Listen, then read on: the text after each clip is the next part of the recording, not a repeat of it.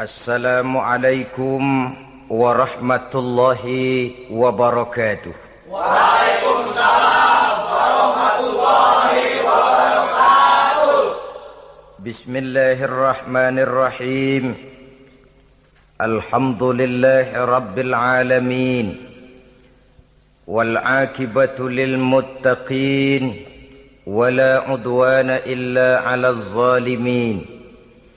Wassalatu wassalamu ala ashrafil anbiya'i wal mursalin, imamil muttaqin, sayyidil ghurril muhajjalin, wa ala alihi wa ashabihil mujahidin at-tahirin, amma ba'du. Saudara-saudara kaum muslimin rahimakumullah. Nabi Musa alaihi salam adalah salah seorang nabi yang termasuk di dalam kelompok ulul azmi, 5 di antara yang terbesar. Beliau mendapat gelar kalimullah, artinya rasul yang pernah diajak dialog langsung oleh Allah Subhanahu wa ta'ala. Seperti yang kita maklum bahwa di zaman Nabi Yusuf alaihi salam, beliau membawa serta seluruh keluarganya untuk tinggal di Mesir. Maka berkembang biaklah keturunan Bani Israel di tanah Mesir. Sampai di zaman pemerintahan Ramses II, yang merasa khawatir dengan semakin banyaknya keturunan Bani Israel di Mesir akan menghancurkan kekuasaan daripada kerajaannya. Ramses II inilah yang kita kenal sebagai Fir'aun di zaman Nabi Musa alaihi salam. Maka terjadilah kemudian kebijaksanaan yang tidak bijaksana. Orang-orang tua dari Bani Israel dikerjakan secara paksa, membangun bangunan-bangunan mercusuar. Kemudian bayi-bayi dari Bani Israel dibunuh. Orang tuanya disuruh kerja paksa, bayi laki-lakinya dibunuh. Dengan target agar Bani Israel hapus dari permukaan bumi ini. Tetapi kehendak Allah pasti juga akan terjadi. Maka lahirlah Nabi Musa alaihi salam, yang kelahirannya disembunyikan oleh orang tuanya dari pengetahuan umum. Namun bagaimanapun disembunyikan, kekhawatiran itu datang juga di hati ibu Nabi Musa alaihi salam. Allah kemudian memberikan ilham kepada ibu daripada Nabi Musa. Masukkan anakmu ke dalam satu peti, hanyutkan di sungai Nil. Itu dilakukan oleh ibu Nabi Musa alaihi salam. Dimasukkannya bayi Musa ini ke dalam peti, ditutup rapat, dihanyutkan di sungai Nil. Kemudian ibu tadi memerintahkan saudara perempuannya untuk mengikuti kemana peti ini hanyut di bawah arus sungai Nil. Adapun peti ini kemudian hanyut dibawa oleh arus sungai Nil, memasuki istana Fir'aun. Maka permaisuri atau istri daripada Fir'aun melihat peti hanyut itu, diperintahkan tentaranya untuk mengambil peti tadi. Manakala peti terbuka, berisi seorang bayi laki-laki yang sangat mungil, sangat gembiralah istri daripada Fir'aun. Diusulkannya kepada suaminya agar bayi laki-laki tadi diambil saja, dijadikan sebagai anak angkat, dipelihara dan dibesarkan dalam istana. Fir'aun menerima usul daripada istrinya. Maka sejak saat itu dijaga, dipelihara dan dibesarkanlah Nabi Musa alaihi salam di lingkungan istana Fir'aun laknatullah alaihi. Begitulah ia memasuki masa remajanya, tumbuh sebagai anak angkat daripada Fir'aun dengan segala fasilitas yang serba cukup di dalam istana Fir'aun. Sampai pada masanya di mana ia kemudian menyadari bahwa ia sebenarnya bukan dari keturunan orang-orang Mesir, tapi berasal dari keturunan Bani Israel.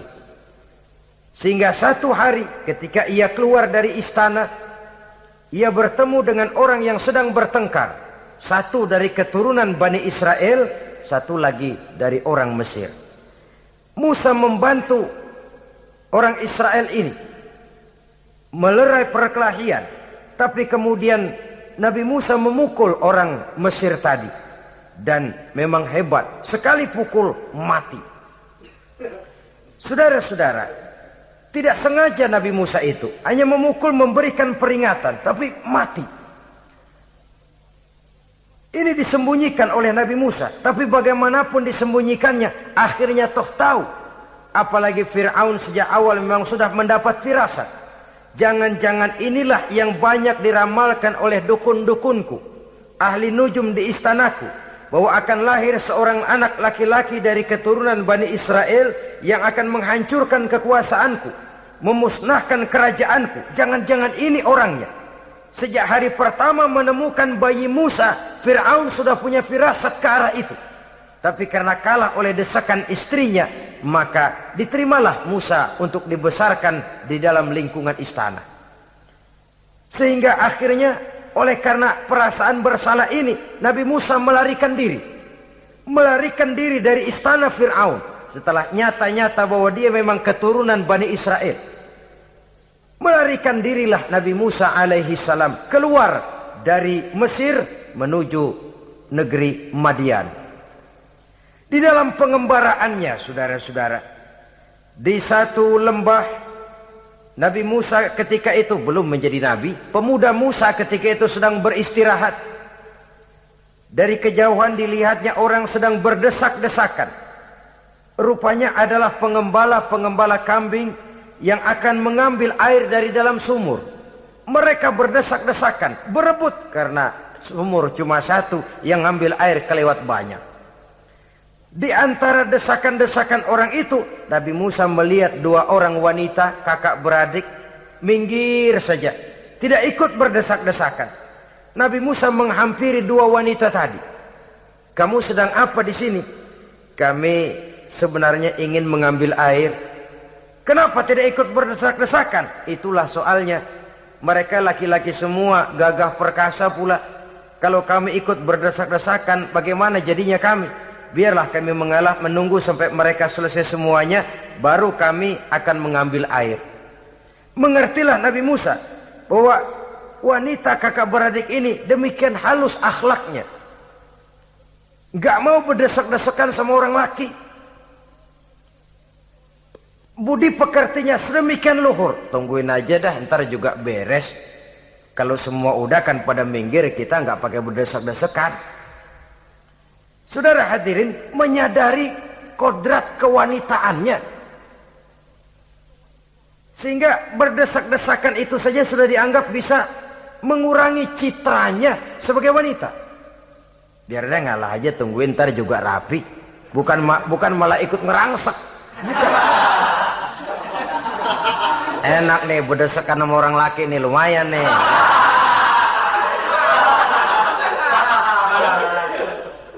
Sepintas itu saja sudah cukup bagi Nabi Musa, pemuda Musa, untuk menilai akhlak daripada wanita itu tadi.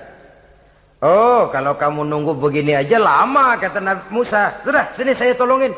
Diambil embernya, Nabi Musa ikut berdesakan.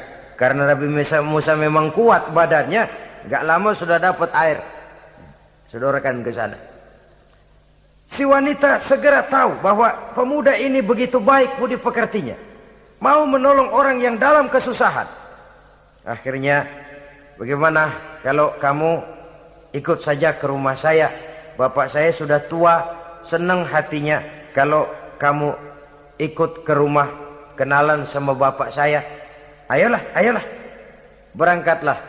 Dalam perjalanan, si wanita ini berjalan duluan, Nabi Musa di belakang. Kemudian Nabi Musa bilang, sebentar, saya duluan, kamu belakangan. Kenapa rupanya? Angin nakal bertiup menghembus pakaian si wanita, sehingga memberikan gambaran yang agak jelas tentang warna, bentuk, postur badan si wanita itu tadi. Sekarang Musa yang menunjukkan budi pekerti yang luhur. Gak mentang-mentang ditiup angin, nah mumpung nih.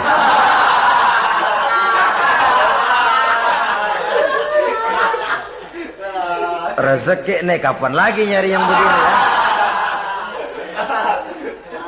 Jadi dua-duanya sudah menunjukkan satu akhlak yang sangat luhur. Dan manakala sampai di rumah si wanita kakak beradik tadi, diceritakanlah halnya bahwa dia ditolong oleh seorang pemuda. Inilah orangnya.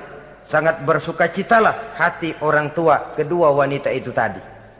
Lalu usul si wanita tadi, Pak, kita kan di sini banyak punya kambing, nggak ada yang bantuin gembala. Bapak sudah tua. Kalau ini orang kita minta tinggal di sini saja, gimana Pak? Ya terserah kamulah. Akhirnya Nabi Musa tinggal di sana. Menurut satu riwayat 8 tahun ikut mengembalakan kambing. Dan orang tua tadi tidak lain adalah Nabi Syuaib alaihi salam, yang pada akhirnya kemudian Nabi Musa dikawinkan dengan wanita itu tadi. Setelah berumah tangga, Nabi Musa ingat kembali bahwa ia sesungguhnya keluar dari Mesir karena menghindarkan diri. Bahwa kaumnya Bani Israel hidup di Mesir itu tertindas di bawah rezim kekuasaan Fir'aun yang zalim. Dikerjakan secara paksa, wanita dipermalukan, bayi-bayi laki-laki dibunuh. Tergerak hatinya. Dia sudah enak, punya mertua bijaksana, punya istri cantik, hidup tenang sebagai pengembala kambing. Tapi nurani kebangsaannya berontak. Saya tidak boleh bersenang-senang sementara bangsa saya ditindas. Saya tidak boleh menari di atas bangkai saudara saya. Saya tidak boleh tersenyum di atas penderitaan saudara-saudara saya. Saudara-saudara saya Bani Israel merintih di bawah penindasan Fir'aun. Saya harus membebaskan mereka. Diceritakanlah hal ini kepada mertuanya. Wah, ya kalau pakai bahasa mertua, saya mau kembali ke Mesir. Untuk apa Musa? Untuk menyelamatkan saudara-saudara saya Bani Israel yang masih dalam cengkraman kezaliman rezim Fir'aun. Saya harus membebaskan mereka. Ya kalau memang itu tekadmu nak, berangkatlah. Bapak mengiringimu dengan doa. Berangkatlah Nabi Musa bersama istrinya. Sampai ketika beliau sedang istirahat di satu lembah, dari kejauhan beliau melihat ada api menyala. Beliau berkata kepada istrinya, kau tunggu di sini. Tidak lama saya akan kembali. Saya akan menghampiri api itu. Berangkat Nabi Musa ke arah api menyala tadi. Makin didekati makin terang sinarnya. Sampai kemudian terdengar suara, ya Musa, inni ana rabbuka fakhla' na'laik. Innaka bil wadil muqaddasi tuwa wa ana akhtartuka fastami' lima yuha. Wahai Musa, akulah Tuhanmu, bukalah terompahmu. Sesungguhnya engkau berada di satu lembah yang disucikan bernama lembah tua. Aku telah memilihmu Musa, dan sekarang dengarlah apa yang diwahyukan kepadamu. Pada saat itulah turun wahyu pertama, dan resmilah sudah Nabi Musa diangkat menjadi Rasul oleh Allah Subhanahu wa ta'ala. Di satu lembah di Bukit Tursina. Apa wahyu yang pertama turun? Bunyinya, innani anallah, la ilaha illa ana fa'budni. Sesungguhnya aku inilah adalah benar-benar Tuhanmu. Tidak ada Allah selain daripada aku. Maka hendaklah engkau hanya beribadah menyembah kepada aku. Ini umum saudara. Semua Rasul yang diutus Allah, inilah ajaran prinsipnya. Anallah, la ilaha illa ana. Akulah Allah Tuhanmu. Tidak ada Tuhan lain selain Allah. Semua Rasul membawa ajaran ini. Oleh sebab itu, bukan hanya sekadar percaya kepada Tuhan saja yang penting. Sudahlah, pokoknya kan percaya kepada Tuhan. Iya, Tuhan yang mana?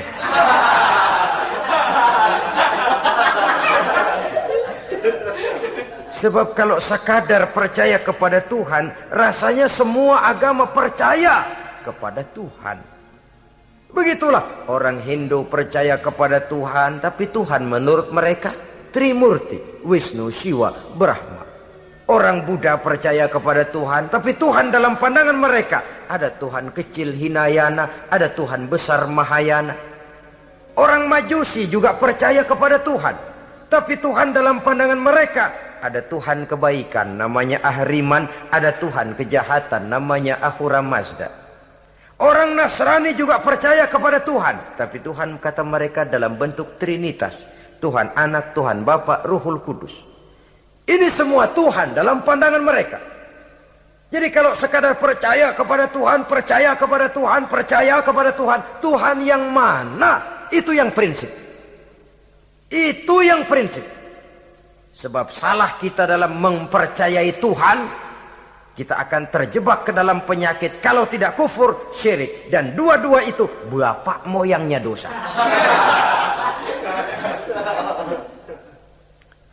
Begitu Islam menyelamatkan kita masyarakat manusia. Ya ayyuhan nasu ubudu rabbakumul ladzi khalaqakum. Hai manusia, Tuhanmu yang perlu kamu sembah itu hanyalah Tuhan yang telah menciptakan kamu. Dan itu tidak lain adalah Allah yang lam yalid wa lam yulad wa lam yakul lahu kufuwan ahad, yang laisa kamitslihi syai'un. Ia tidak beranak, ia tidak diperanakkan, dan ia tidak bisa diserupakan dengan apapun. Dialah Allah itu. Begitu wahyu yang diberikan kepada Adam, kepada Nuh, kepada Ibrahim, kepada Yusuf, bahkan kepada Musa alaihi salam. Innani anallah, la ilaha illa ana, fa'budni. Akulah Allah, Tuhanmu. Tidak ada Tuhan lain selain daripada aku Allah. Maka kepadakulah kamu hanya menyembah. Ini wahyu yang pertama turun, sudah berisi tauhid. Jadi hakikatnya agama Yahudi, saudara, adalah agama tauhid. Agama monoteis. Agama yang mengajarkan hanya ada satu Tuhan untuk seluruh alam. Dan Tuhan itu adalah Allah subhanahu wa ta'ala. Sebab itu syahadat orang Yahudi bunyinya begini. Shema Yisrael, Yahweh Elohenu, Yahweh Echad. Ini syahadatnya orang Yahudi. Itu perbedaan bahasa Suryani Ibrani dengan bahasa Arab. Kita Isma itu bahasa Arab, dia Shema. Isma, Shema. Shema Yisrael, Yahweh Elohenu, Yahweh Echad. Ahad Echad.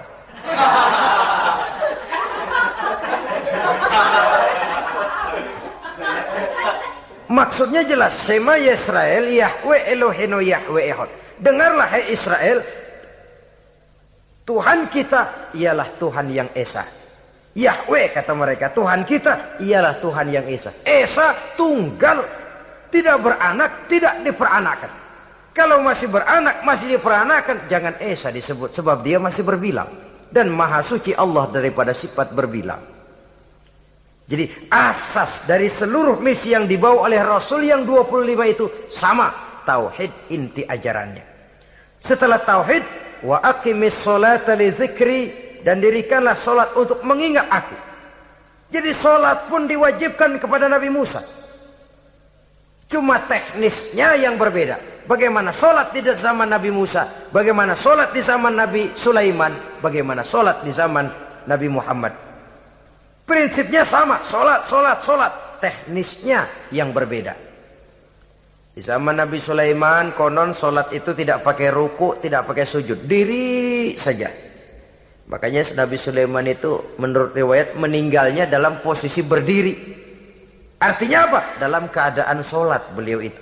Bukan diri ngejedek kayak kita nungguin bus, bukan.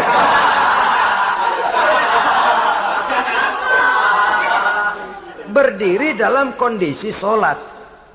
Tapi yang jelas solat itu setiap Nabi. Hanya teknisnya saja yang berbeda. Jadi ini sudah akidah dan syariat.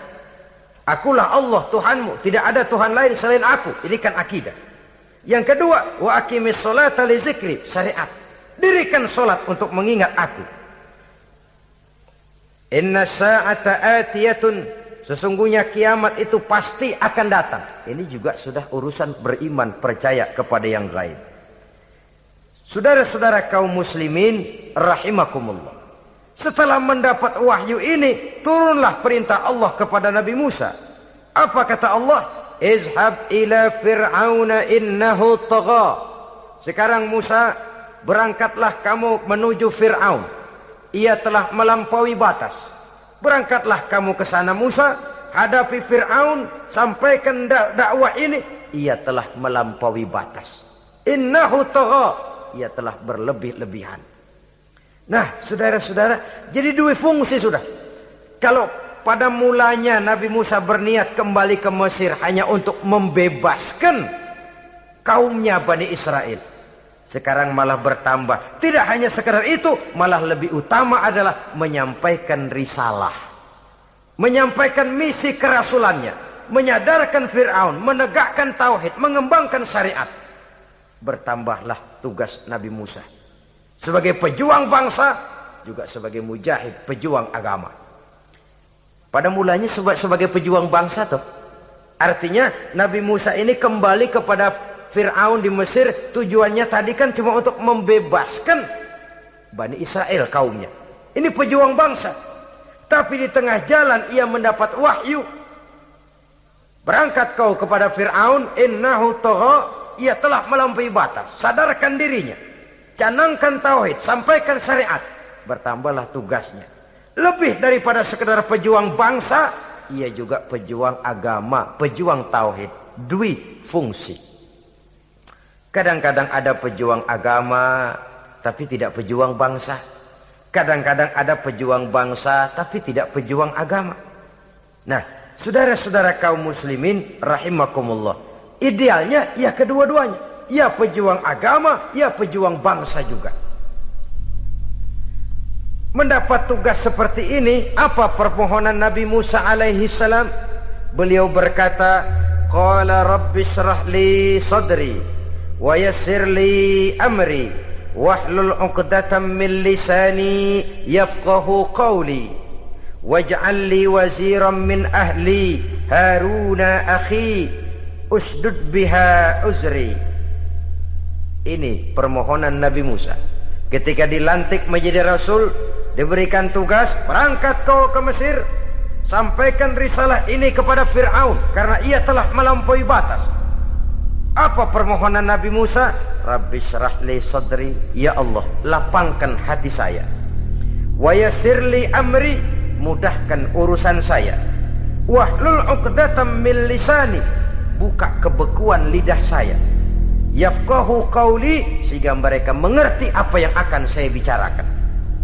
Ini kondisi dasar. Memulai satu perjuangan dengan persiapan dasar. Apa permohonan pertama? Isyrah li sadri, lapangkan jiwa saya. Menghadapi musuh dengan jiwa yang lapang itu penting. So, kalau kita menghadapi musuh dengan jiwa yang sempit, kita sudah kalah sebelum perang. Menghadapi musuh dengan jiwa yang lapang, artinya masih berharap kalau dia mau mengikuti ajaran ini. Jadi pada tahap pertama itu datang bukan sebagai orang yang mau membasmi, tapi sebagai orang yang mau menyelamatkan. Ini perlu jiwa yang lapang. Sebab dakwah Nabi Musa itu kan pertama menyadarkan Fir'aun dulu. Nanti akan kita lihat setelah disadarkan dengan kata-kata, tidak kena juga dengan bukti berupa mukjizat. Masih bandel juga. Musa mohon supaya dikirim bencana. Masih nggak mempan juga, habis dah urusan. Jadi ada tahapan sesuai dengan kemungkinan Fir'aun bisa menerima. Sama juga bayi itu kan kalau baru lahir ke dunia, brol, kasih susu emaknya dulu. Gedean dikit, bubur. Gedean lagi, nasi ulek dah. Udah gede betul, nasi. Udah gede banget, jengkol jijelin.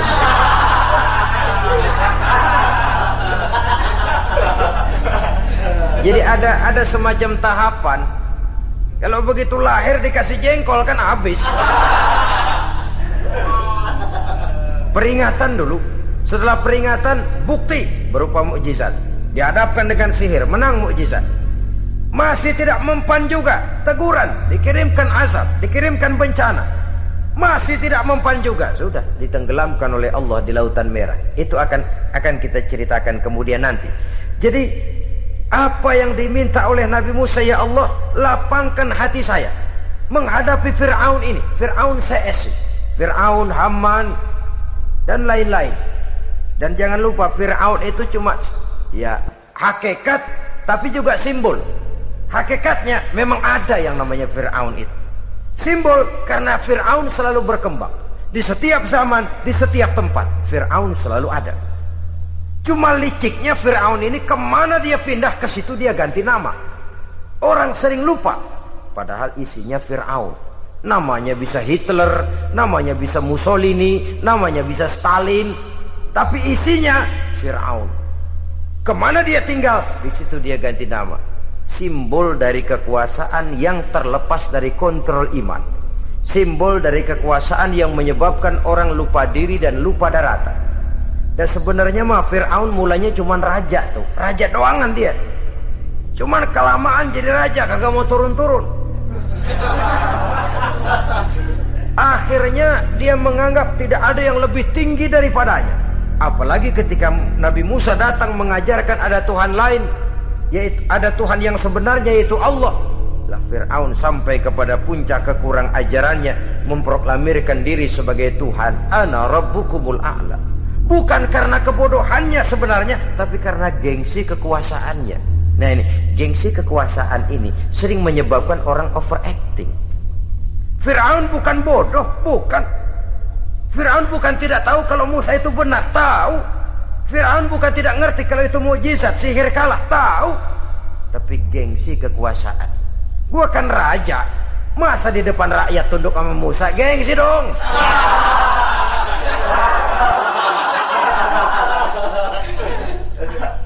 Cobalah lihat, gengsi kekuasaan sering membuat orang mau menginjak-injak kebenaran, mau membohongi hati nuraninya sendiri, mau membohongi kolbinya, hatinya. Padahal itu sudah, orang kalau sudah hatinya sendiri dibohongin, apalagi orang lain, sudah manusia paling kejam itu. Cuma karena gengsi kekuasaan saja. Gengsi kekuasaan kadang menganggap remeh kecil Nabi Musa, kadang merasa besar di depan rakyatnya, tiba-tiba harus tunduk kepada dakwah Musa. Ntar dulu, ada apa sama Musa? Dia kanyut, gue yang ngangkat. Iya toh, peristiwa di Sungai Nil itu. Karena aku yang nyelamatin, aku yang besarkan dia di istanaku. Gengsi kekuasaan sering menyebabkan orang overacting. Bukan karena kebodohannya, dia tahu itu benar, tapi dia berat untuk mengikutinya. Kenapa? Gengsi kekuasaan. Inilah watak Fir'aun. Oleh sebab itu Nabi Musa minta, ya Allah, lapangkan hati saya menghadapi orang kayak Fir'aun ini. Wa yassirli amri, dan mudahkan urusan saya. Ini, orang berjuang itu saudara, setelah segala taktik dan strategi dibicarakan, segala persiapan fisik disiapkan, jangan lupa wa yassirli amri, ya Allah, mudahkan urusan saya. Sebab sepanjang yang bisa kita lakukan hanyalah berusaha dan berusaha. Kepastian, ketentuan, hak prerogatif daripada Allah Azza wa Jalla. Kalau Allah memberikan kemudahan, satu dunia orang mau menghadang, no problem. Kalau Allah sudah memberikan kemudahan, satu dunia orang mau mendatangkan kesulitan, gak ada gunanya. Wa yassirli amri, mudahkan kiranya urusan saya ini ya Allah. Karena sudah terbayang oleh Musa. Pertama, faktor psikologis. Bagaimanapun Fir'aun itu kan bapak angkat sendiri. Ya orang kalau nasihatin orang lain barangkali nggak terlalu jadi beban moral. Tapi kalau sudah menasehati orang yang pernah mengasuh dan membesarkan dia, itu kan beban moral. Sulit posisi ini. Apalagi kekuasaan mutlak berada di tangannya, tentaranya gagah perkasa. Wa yassirli amri, mudahkanlah urusan saya ya Allah. Lapangkan hati, mudahkan urusan. Saudara-saudara kaum muslimin rahimakumullah. Permohonan yang ketiga dari Nabi Musa, setelah minta dilapangkan hati dan dimudahkan urusan, wahlul 'uqdatam min lisani, bukalah kebekuan lidahku. Satu riwayat menjelaskan bahwa Nabi Musa memang agak gagap kalau bicara. Riwayat lain menjelaskan bahwa beliau agak sedikit cadel. Tapi yang jelas, minta agar dibukakan kebekuan lidah. Ini mengandung satu pelajaran, bahwa cara menyampaikan sesuatu akan sangat menentukan sesuatu itu sendiri. Sesuatu yang baik, kalau salah cara kita mengucapkannya, salah cara kita menyampaikannya, jadi tidak baik kesan orang. Ini soal ucapan. Soal hati itu Allah saja yang tahu. Tapi kan orang sebelum tahu hati ini, omongan yang didengar, tingkah laku yang dilihat. Maka ini yang diminta oleh Nabi Musa alaihissalam. Misi risalah ini berat. Menyampaikan pesan ilahi ini tidak ringan. Kalau salah saja ngomong, akan timbul kesalahpengertian. Oleh sebab itu, wahlul 'uqdatam min lisani, bukalah kebekuan lidah saya ini, supaya lancar bicara untuk menyampaikan yang hak, menghancurkan yang batil. Cara kita menyuguhkan sesuatu sangat menentukan sesuatu itu sendiri. Saudara datang ke rumah saya, yang saya suguhkan cuma segelas teh pahit dan singkong goreng, tapi kalau dengan kata-kata yang menyentuh, enak didengar telinga, nggak berasa tuh singkong goreng. Sebaliknya yang disuguhkan makanan mahal, mewah, lezat, caranya kasar, omongannya nggak enak didengar. Makan dah sikat abisin deh, gue tau lu lapar, abisin deh.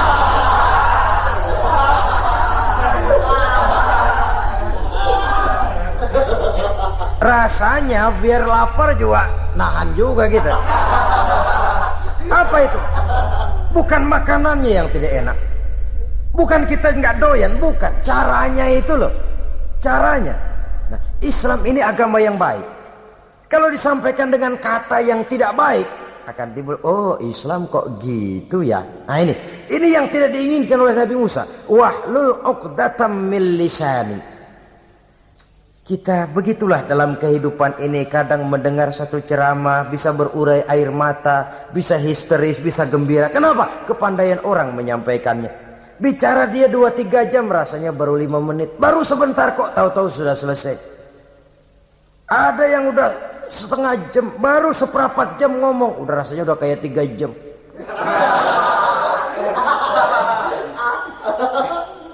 Kita udah berbisikkan, udah dah. Wahlul 'uqdatam min lisani. Targetnya apa? Yafqahu qauli, agar mereka memahami. Tentu lawannya agar mereka tidak salah mengerti, agar mereka tidak salah paham. Sebab kalau misi ini diterima dengan salah paham, dakwah tidak nyambung.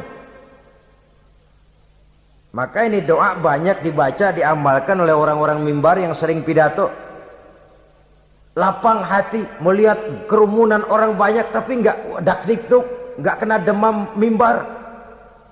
Udara dingin tapi keringat, baju basah.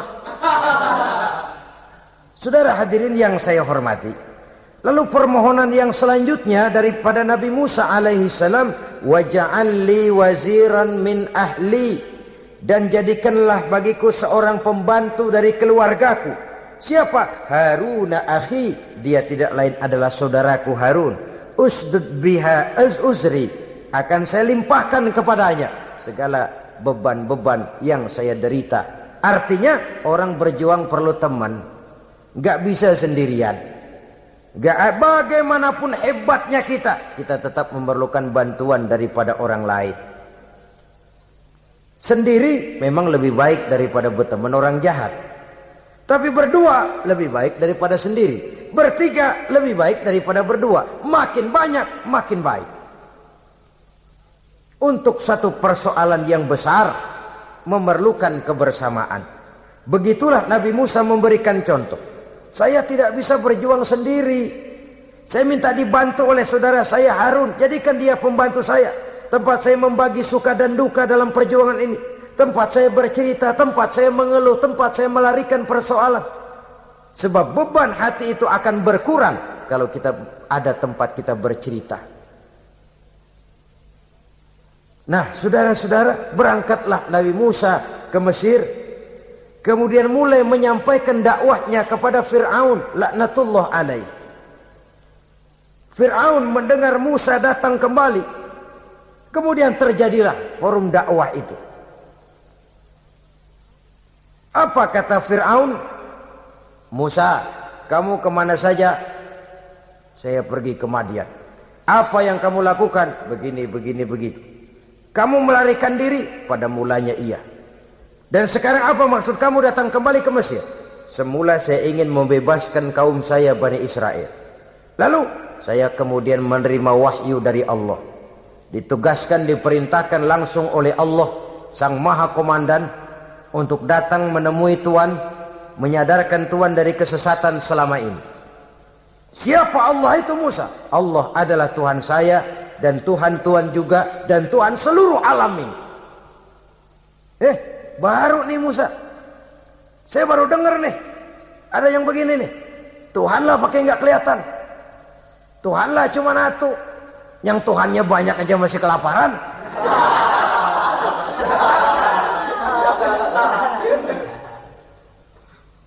Di mana Tuhan? Tuhan saya bersemayam di aras, tempat yang sangat tinggi. Hei Haman, kata Fir'aun kepada Perdana Menterinya, bikin menara yang tinggi. Bikin rakyat kerja paksa lagi, bikin menara tinggi, naik Fir'aun ke atasnya, melepas panah dari atasnya. Menurut satu riwayat, panah itu ditangkap oleh malaikat, ditublaskan ke ikan, lalu dikembalikan lagi kepada Fir'aun dalam kondisi di mana panah itu berdarah. Dia tangkap lagi oleh Fir'aun, turun ke bawah, pidato di depan rakyatnya. Lihatin, Tuhan Musa udah saya panah nih. Mati. Saudara hadirin yang saya hormati, dengan segala macam dalih Fir'aun mencoba mengingkari dakwah Nabi Musa alaihi salam. Baiklah Musa, andai kata kamu benar, apa buktinya? Tuhan mau apa? Kamu sanggup menandingi tukang sihir saya? Insya Allah. Ayo kumpul tukang sihir, kumpul.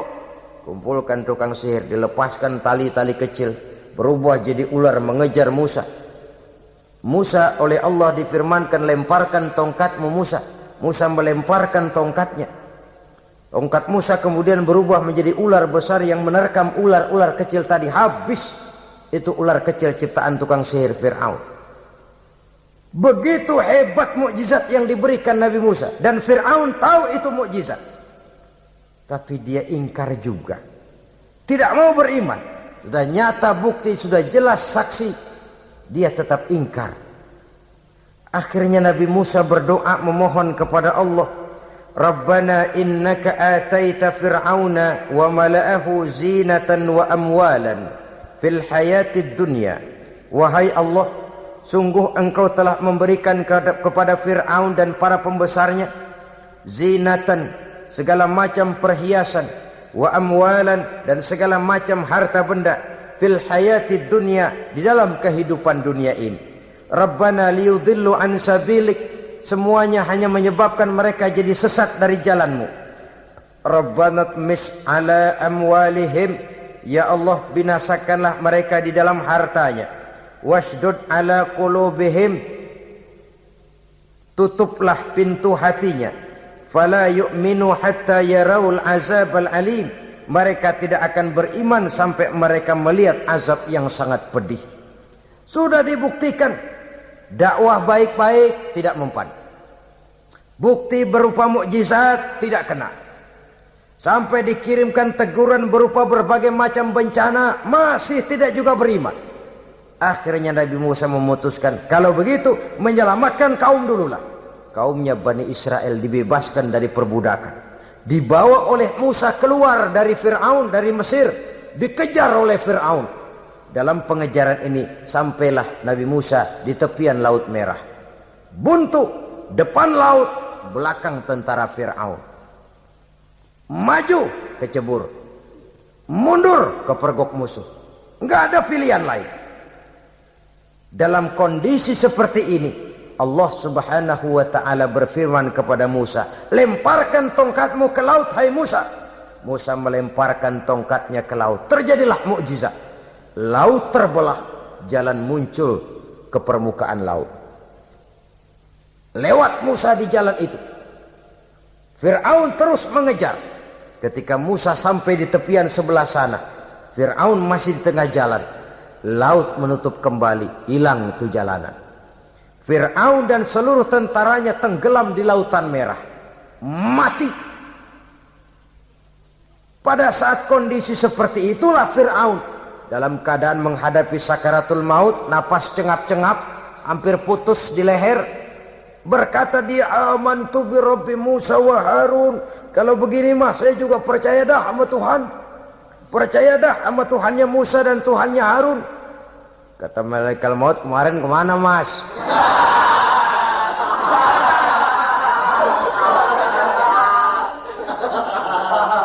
Sudah gini hari baru mau percaya, terlambat. Terlambat. Akhirnya Fir'aun mati. Mati, tapi badannya utuh. Allah berjanji, wa kadzalika nunajjika bi badanika litakuna liman khalfaka ayah. Kami selamatkan badanmu Fir'aun agar menjadi pelajaran bagi orang-orang sesudah kamu nanti. Fir'aun mati, tapi badannya selamat terdampar di tepi pantai oleh rakyat Mesir. Wah, ini raja kita nih, raja kita, ketemu, hidup, mati.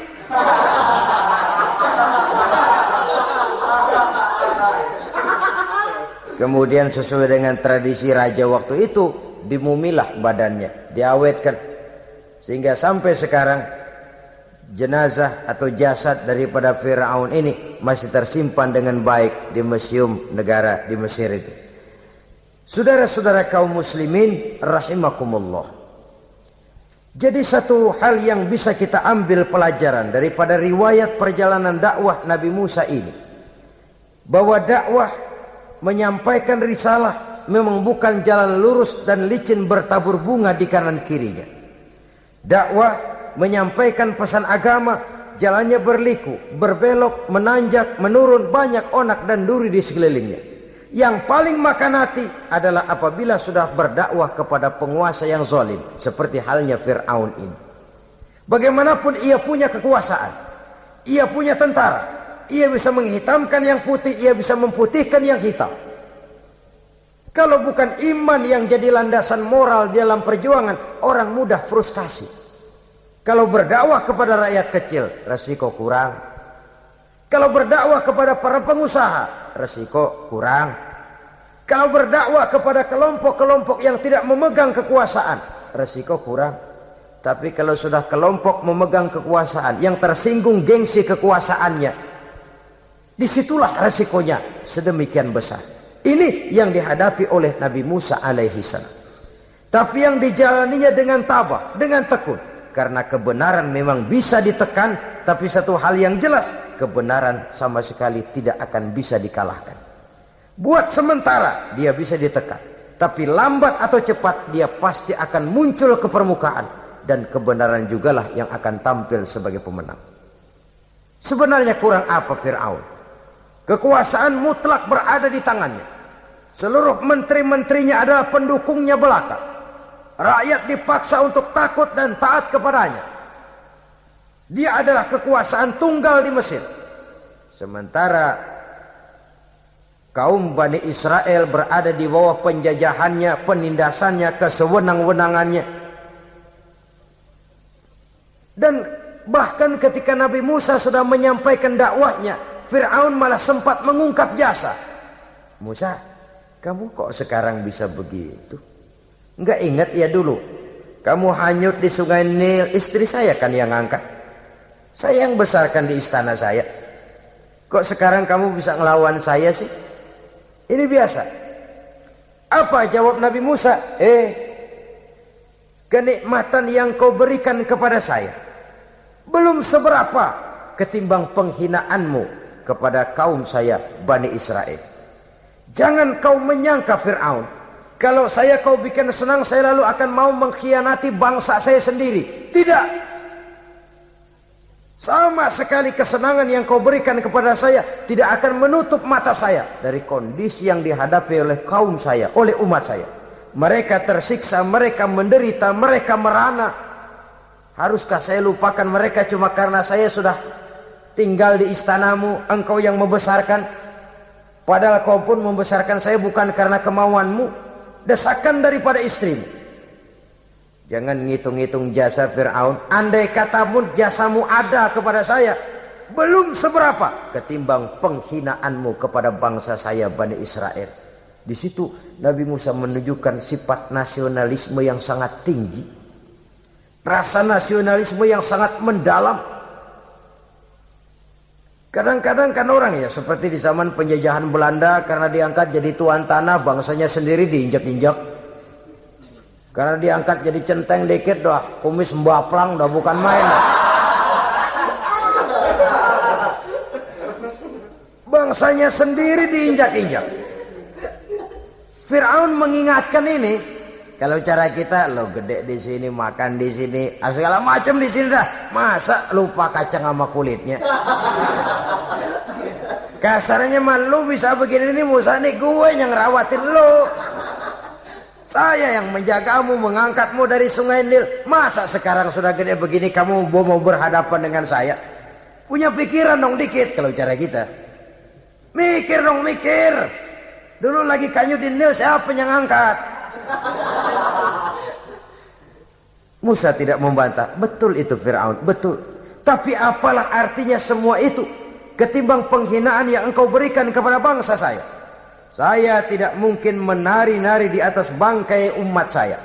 Saya tidak mungkin bersenang-senang di atas penderitaan kaum saya. Dan saya tidak mungkin senyum ceria di atas derita daripada kaum saya. Dengan tidak melupakan jasamu, saya tidak akan merubah pendirian saya. Saya ingin membebaskan penjajahan. Saya ingin membebaskan kaum saya Bani Israel dari belenggu penindasan. Kalau engkau sudah tidak mau mendengar dakwah yang saya sampaikan, tidak mau bertuhan Allah, tidak mau menyembah kepadanya, tetap dengan keangkuhan dan kesombonganmu sekarang ini, okelah, berjalanlah dengan keyakinanmu. Tapi saya harus membebaskan kaum saya Bani Israel. Saudara-saudara kaum muslimin rahimakumullah, itulah jalan dakwah, jalan menyampaikan risalah agama, risalah Islam. Sekali lagi, bukan jalan lurus bertabur bunga. Tapi agama memberikan ajaran, balighu anni walau ayat. Sampaikan dari aku walaupun cuma sekedar satu ayat saja. Tugas ini memang mulia tapi berat. Tugas ini memang terhormat tapi penuh resiko. Ya kalau menyampaikan asal sekedar menyampaikan, sudahlah, pokoknya nyampein, percaya syukur kagak, udah dah. Bukan cuma sekadar itu, ada semacam tanggung jawab moral. Maka kondisi dasar yang dilakukan oleh Nabi Musa, permohonan yang tadi itu, ya Allah, lapangkan hati saya. Jalan ini penuh onak dan duri, berliku, menanjak, menurun. Banyak halangan, tentangan, rintangan, dan fitnahan. Kemudian mudahkan urusan saya. Menentang kekuasaan Fir'aun bukan perkara ringan. Bukan urusan main-main. Menentang raja yang sedang berkuasa. Kekuasaannya mutlak, otoriter pula. Diktator murni Fir'aun itu. Mudahkan urusan saya menghadapi jalan ini ya Allah. Karena tidak mungkin menurut otak. Mana bisa kata kebiasaan, impossible kata rasio. Kalau Allah mau memudahkan, semua jalan akan terbuka dengan mudah. Tapi kalau Allah yang mempersulit, bagaimanapun matangnya perhitungan strategi, taktik, rencana, program, planning, kalau Allah mempersulit, jalan itu akan jadi buntu jadinya. Oleh sebab itu maka persiapan zahir harus diimbangi dengan persiapan batin.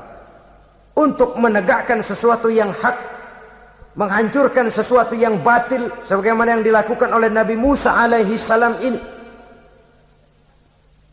Dan segala macam tantangan dihadapi oleh Nabi Musa. Kau menyampaikan risalah bahwa engkau Rasul? Ya. Kau punya bukti? Siap. Apa buktimu? Ini, tongkat dilempar jadi ular, tangannya dimasukkan ke saku baju, lalu dikeluarkan bersinar gemerlapan, lebih sinar dari lampu merkuri. Sampai Fir'aun silau dibuatnya berasa, sudah Musa, sudah, masukkan tanganmu lagi, masukkan tanganmu lagi. Dia tahu, dia sadar itu bukan sihir, tapi lagi-lagi gengsi kekuasaannya. Sehingga pantas kalau Nabi pernah bersabda, afdalul jihad kalimatu haqqin inda imamin jair. Jihad yang paling besar adalah mengucapkan kebenaran di depan penguasa yang zalim. menyampaikan kebenaran di hadapan penguasa yang zalim. Tapi kan berat, saudara. Sulit. Apalagi kalau belum apa-apa udah ngeri. Udah jangan dah.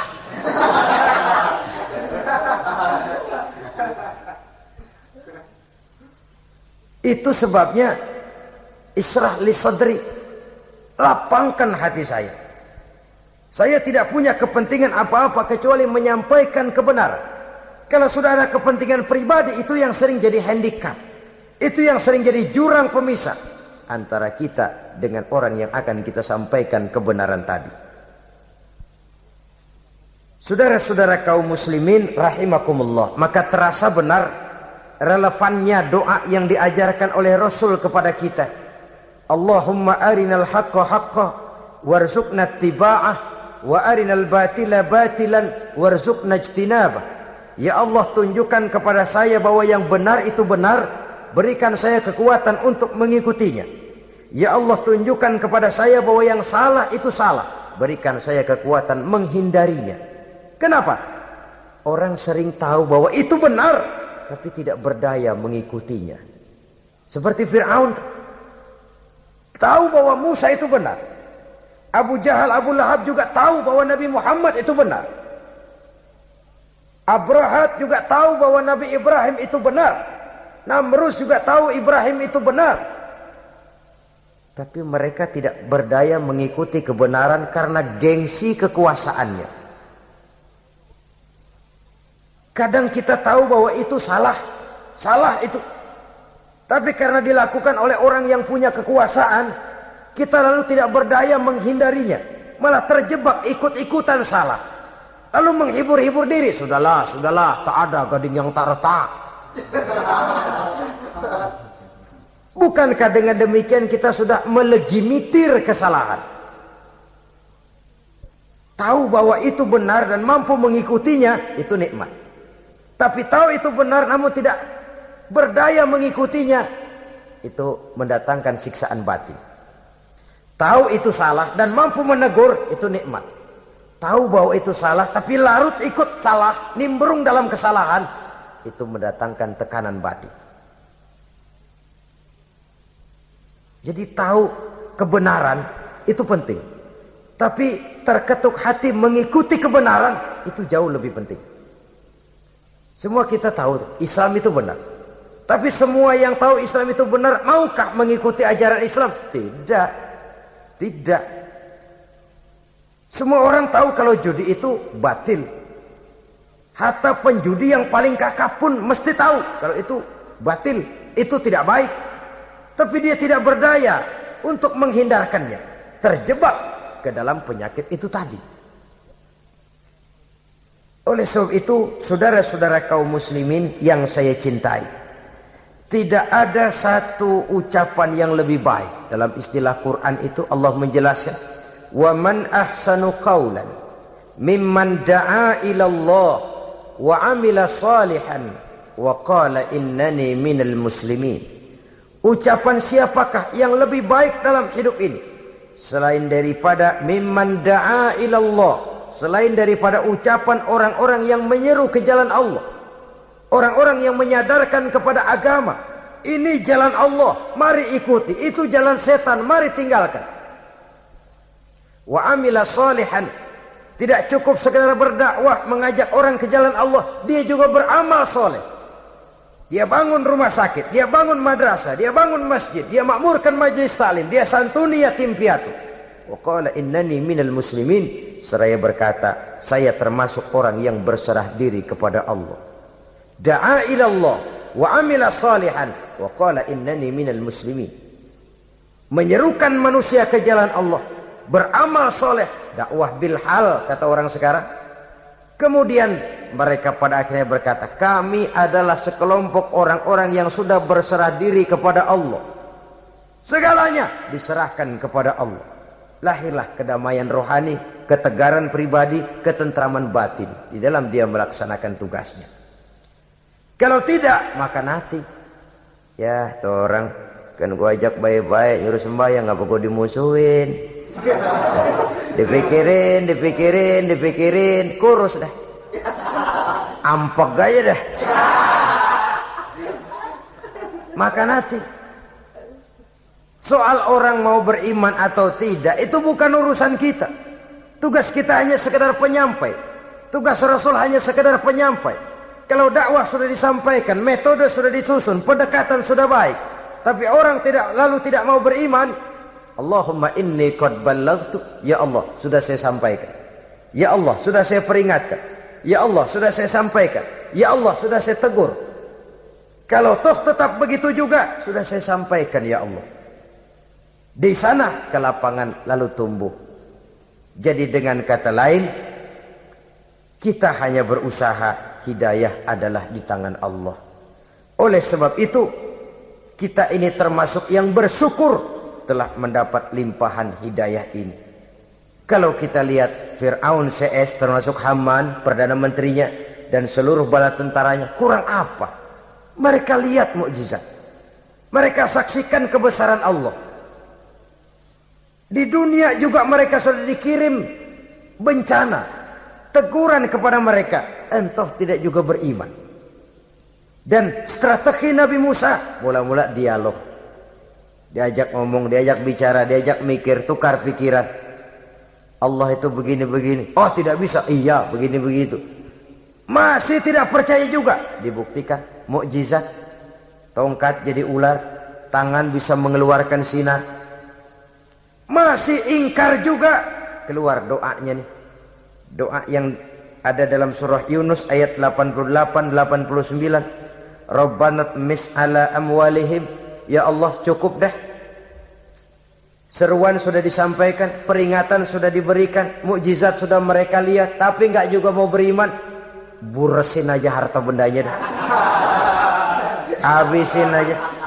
Habisin dah. Dikasih perhiasan kehidupan dunia. Innaka ataita fir'auna wa mala'ahu zinatan wa amwalan. Dikasih harta, kesenangan dunia, bikin sesat. Habisin aja dah. Wastud ala qulubihim, hatinya empat dah. Udah dipatri, udah enggak mempan apa-apa. Sudahlah ya Allah. Wala yu'minu hatta yaraul azabal alim. Rasanya mereka memang enggak bakalan mau beriman kalau belum melihat azab yang sangat pedih. Dan memang setelah timbul tenggelam, napas mau sekarat, baru beriman. Terlambatlah sudah. Nah, saudara-saudara kaum muslimin rahimakumullah, bagaimana akhir daripada perjalanan Nabi Musa ini, insya Allah akan kita bicarakan pada pertemuan berikutnya. Terima kasih atas perhatian saudara. Mohon maaf atas segala kekurangan.